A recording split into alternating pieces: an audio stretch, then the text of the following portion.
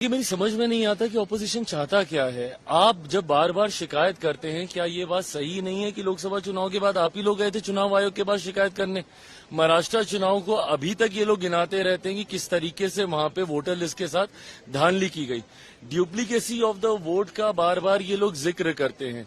तो जब आपकी ये शिकायत रही है और उस शिकायत को मानते हुए चुनाव आयोग ने इस प्रक्रिया का इस्तेमाल किया है जहां पे एक इंटेंसिव रिव्यू किया जा रहा है, जिसके माध्यम से इस बात को सुनिश्चित किया जाए कि जो वोटर है, जो अधिकृत व्यक्ति है, सिर्फ वही मतदान का इस्तेमाल करे, ना कि कोई घुसपैठिया या कोई दूसरा व्यक्ति आके। और कई बार ये भी देखा गया कि वोटर लिस्ट में धांधली इस तरीके से भी होती है कि जो व्यक्ति मर गया होता है उसके नाम पे वोट चल रहा होता है। तो इन सारी चीजों को रेक्टिफाई करने के लिए ये रिव्यू जरूरी है। और ऐसा तो नहीं है कि पहली बार ये किया जा रहा है, आजादी के बाद 4 बार ये हो चुका है। और जब इससे पहले भी हुआ था, उस प्रक्रिया में और आज की प्रक्रिया में क्या नई चीज जुड़ी है, ये विपक्ष बता दे। भाई, इनके समय में भी ये प्रक्रिया हुई है। आप मुझे बता दीजिए कि उस वक्त से लेके अभी तक कोई एक चीज अगर बदली है तो वो सिर्फ टेक्नोलॉजी का इस्तेमाल बदला। पहले फिजिकली जाके हर डॉक्यूमेंटेशन आपको देना पड़ता था, अब आप ऑनलाइन के माध्यम से भी आप अपने डॉक्यूमेंटेशन आप सबमिट कर सकते हैं। उसके बाद भी अगर आपको कहीं पे लगता है कि भैया कुछ गलत हुआ है, तो आप 3 बार आप अपील आप उसमें दाखिल कर सकते हैं। बट उसके बावजूद इसको लेकर एक ये माहौल तैयार करना, हकीकत ये है विपक्ष जानता है कि भैया चुनाव वो बिहार में जीतेंगे है नहीं, बंगाल में भी इन लोग के हालात ठीक नहीं है। तो पहले ईवीएम पे ठीकरा फोड़ा जाता था, अब वोटर लिस्ट को एक बहाना बनाया जा रहा है।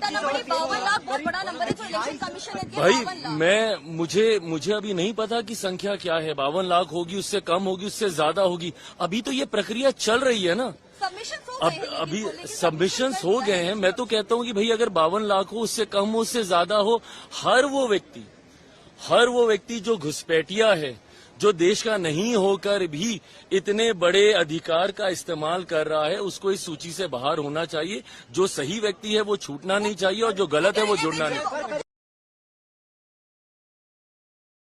कल जो इलेक्शन कमीशन का जो प्रेस नोट आया उसमें हम लोगों ने देखा है कि 52 या 55 लाख के करीब जो है अनुपस्थित पाए गए हैं। और भी अलग अलग हैं, कुछ मृत लोगों का कैटेगरी में दिया गया है, कुछ जो है दूसरे विधानसभा से दूसरे विधानसभा के वोटर बन गए हैं। ये क्राइटेरिया जो है दिया गया है। अब ये इस पूरे प्रोसेस पे ही हम लोग जो है सवाल उठा रहे हैं कि आप के जो BLOs हैं वो तो खुद ही साइन करके खुद ही अपलोड कर रहे हैं पूरे प्रोसेस का। तो पारदर्शिता तो पूरे प्रोसेस में ही फॉलो नहीं की गई है।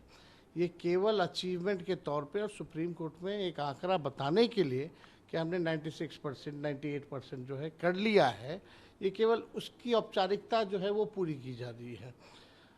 बहुत लोगों के पास जो है डॉक्यूमेंट नहीं है, तो कुछ स्पेसिफाई तो किया नहीं गया है कि कौन से लोग ने क्या डॉक्यूमेंट किया है, कितने लोगों के पास नहीं है, उनका क्या हो गया, अभी भी क्लैरिफाई नहीं किया गया है। सुप्रीम कोर्ट के सलाह के बाद भी कि आधार हो, मनरेगा हो, राशन कार्ड हो, जॉब कार्ड हो, ये सब इंक्लूड करेंगे कि नहीं करेंगे, उसका क्या होगा।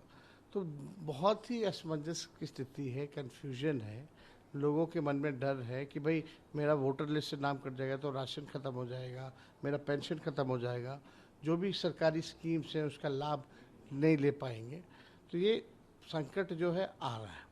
लेकिन कुछ लोग जो सूत्रों